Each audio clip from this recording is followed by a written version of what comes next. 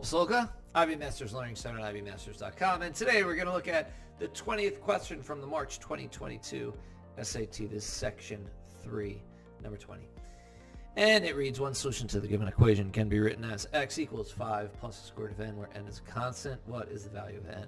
So based on the form that the answer is in, you know that it's not factorable. If you don't believe me, you write your x squared minus 10x plus 14 equals 0. And then you're like, hey, I got a factor of 14. I got to multiply to get a positive, I had to get a negative, so they have to both be negative. How do you factor 14? Well, you can do 1, negative 14, but that adds to give you negative 15, not negative 10. Negative 2, negative 7, that adds to give you negative 9, not negative 10. So not factorable. Nothing else goes into 14. So what do? Well, there's actually two different ways you could do this. You can use the quadratic formula, or you can complete the square. I'm going to show using the quadratic formula first because you hate completing the square. In my experience, students hate completing the square. So here goes quadratic formula. First off, you have to memorize a quadratic formula. On the first page of section 3 and section 4, there's a bunch of formulas. So if you ever forget one, even on test day, it'll be there, except the quadratic formula, maybe a couple of others. So memorizing the quadratic formula, what is it? First of all, it's taken out of the form ax squared plus bx plus c. And it says the following. It says x equals negative b plus or minus the square root of b squared minus 4ac.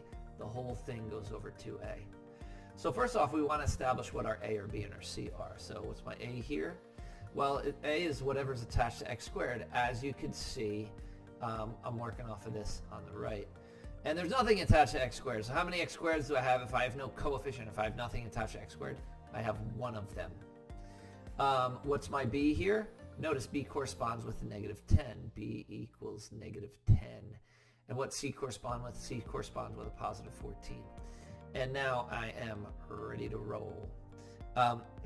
So in order to do this now, all I'm doing is I'm substituting my a, b, and c in here. I'm going to do it just below. So negative b is a negative 10 plus or minus the square root of b squared, and b again is negative 10 quantity squared minus 4 times a. Whoops, I gotta put my numbers in there. So instead of a, I have 1. So in place of a, I put 1. 4 times 1 times c, which is 14. And the whole thing goes over 2a, which is 2 times 1. Well, a negative 10, what is that? That's a positive 10. So now we've got 10 plus or minus the square root of what's negative 10 squared? It is 100. So any negative to an even exponent will give you a positive, and negative times negative is a positive. So when you're squaring negative 10, you're saying negative 10 times negative 10. You get a positive 100. And then what do we get? It's minus 4ac, so it's minus 4 times 1, which is 4. And then you take that 4 and you multiply it by your 14, and it looks like we're going to get a 56, minus 56, the whole thing over 2 times 1, which is 2. And then you have 10 plus or minus, and 100 minus 56 will give you 44, the whole thing over 2. Now what do? You've got to factor that 44. I'm going to throw it up here. And what you want to do is you want to say, hey, what's the largest perfect square that goes into 44? Well, 6 squared is 36. That doesn't go in. We're looking at everything that's smaller than 44. 5 squared, 25 doesn't go in. 4 squared, 16 doesn't go in. 3 squared, 9 doesn't go in. 4 squared does go in. So in other words, I could factor the square root of 44 as square root of 4 times the square root of 11 all over 2. Now, what is the square root of 4? So I got 10 plus or minus. Square root of 4 is 2. So always write the perfect square first, because that's naturally how you're going to factor it. So it's that whole thing over 2. Now, I'm going to set up like a simpler example that's going to illustrate what I'm doing here. Let's say I was doing 1/5 plus 2/5. What do you get? You know you get 3/5. Another way to say that is 1 plus 2 all over 5. So the form I'm in right here is like this form, and I'm going to go back to expanded form, 10 over 2 plus or minus 2 root 11 over 2. And then this cancels. I get 5 plus or minus and this cancels. I get plus or minus the square root of 11. So there's actually two answers. It's 5 plus the square root of 11, 5 minus the square root of 11. So it's 5 plus square root of n, and as a constant, what's the value of n? I think you can see that it is 11. And that is the quadratic formula. So what's the nature of this question? Time consuming, even if you know how to do it. So it's important for the math, in order not to run into a timing issue, you want to work efficiently on the earlier questions that are easy, and then so you have more time to work on a question like this, which is going to give you a little more grief. I think that completing the square might be a little bit quicker.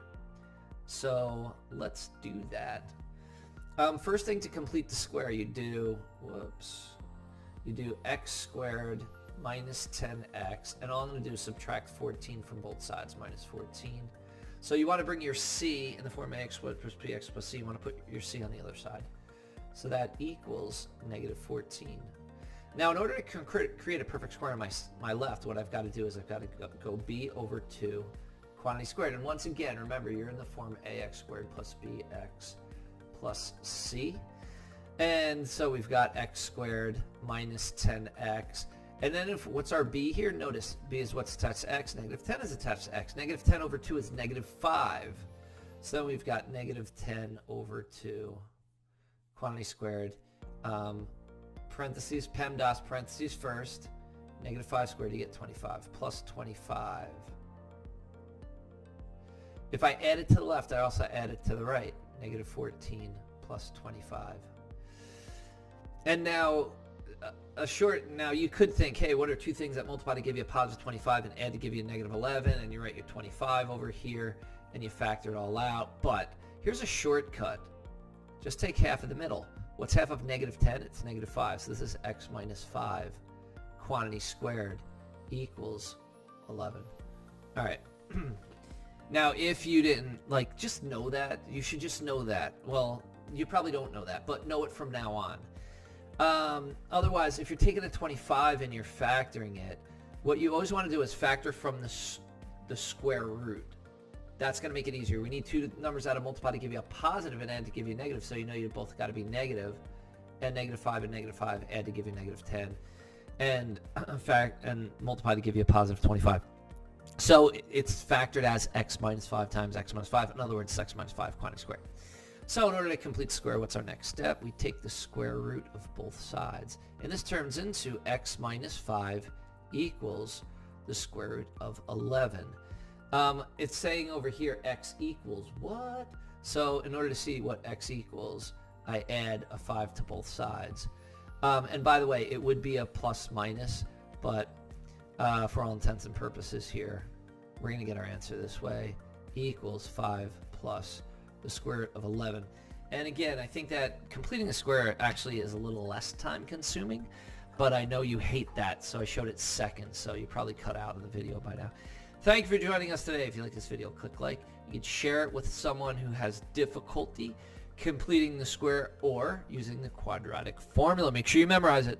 If there's any question you'd like to see answered from any official PSAT or SAT or ACT, leave that in the comments. I'd be happy to shoot a video on it. Click subscribe so you don't miss anything, and check out our 1-minute video on TikTok. Have a great day.